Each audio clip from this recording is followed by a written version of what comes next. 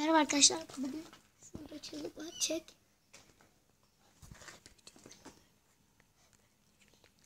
Arkadaşlar gördüğünüz üzere büyütelim. Bak. Kalkıyor. Ses yaptık. Arkadaşlar. Çek.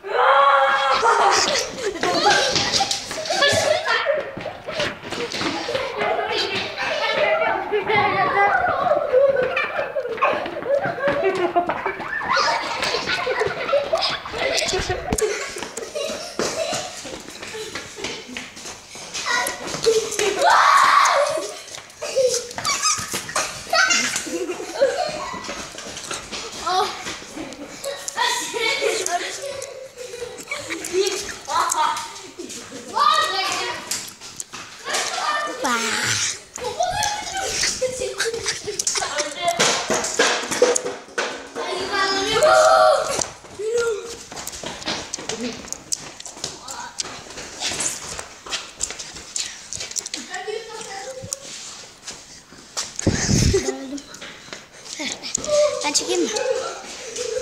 Sen çek, al.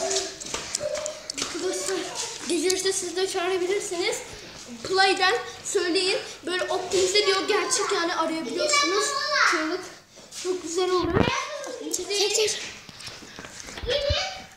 Ah, çığlığı ama ayakkabı çıkarmış.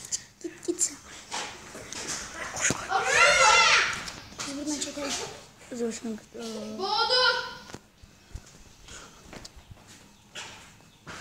Öyle yok. Arkadaşlar çığlığın yanına gittik. Kaç kameraman kaç.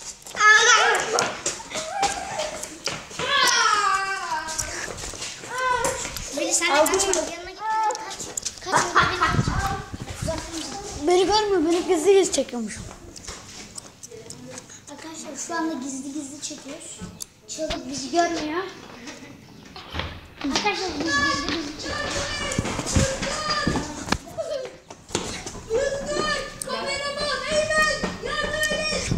Arkadaşlar çığlık arkadaşım aldı. Arkadaş. Hemen